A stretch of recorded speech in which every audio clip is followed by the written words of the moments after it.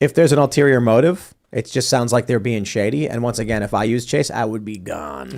That's just me. I mean, and I get it. The reason why people like Jim Cramer come out and they're like, everything's fine, even though it's not, is because they don't want to create the self-fulfilling prophecy where you go in the media, say everything's not fine, causing a run on the banks. So well, I don't want this as a SVB, right? SVB was like Twitter conversation, and then there was a run on the bank. Well, it's also and First Republic was the same thing. When they started getting hit, people started pulling their money out, causing it to collapse. Right. I wonder if Occupy Wall Street activists are cheering this on right now. It's like everything they've ever wanted. Well, they probably have all their money in Chase. Yep.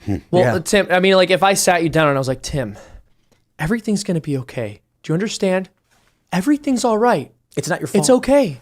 Everything's fine. You'd be like, what's going to happen? I mean, what's going on? Whenever someone feels the need to reassure you, he's right. It's like Goodwill Hunting. It's not your fault. It's not your fault. I'm thinking more. Stop saying that. Do you remember at the end of The Dark Knight? When, not to spoil it or anything, but when Harvey Dent's like, have you ever told someone everything's going to be okay when you know it isn't? That's Jim Cramer right now. It's like, do you have any idea what it's like? Someone should make that meme where he's yelling at Jim Cramer, because that's literally what the dude has done. I never do that. I never say everything's going to be okay. Based. Yeah. I mean, I don't know if it's going to be okay. I do know that no, like eventually we're all going to be dead. Like, it's not okay. But that might, if you get to heaven, that's okay. That's when everything's actually okay. Right, when you can't, when has no meaning. Well, you have nothing to complain about. But I mean, like living a long and healthy life and dying of old age surrounded by loved ones is okay. No, that sounds great. Right, so like everything will be okay. I aspire to that kind of death. I hope. I mean, it's just the human experience, I'm just saying.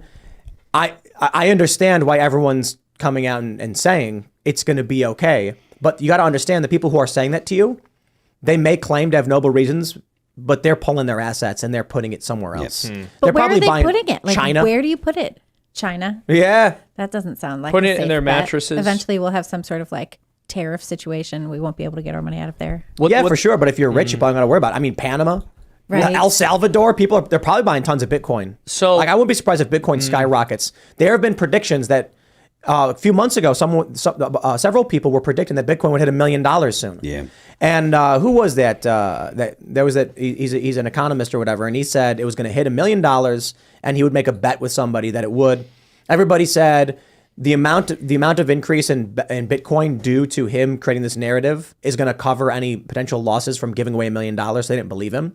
But the point he made was that the banks are insolvent. They're holding they're holding way more liabilities than they have assets, and they're unrealized losses. And as soon as this comes in the next few months, the dollar is going to collapse. Yeah. Bitcoin's going to skyrocket.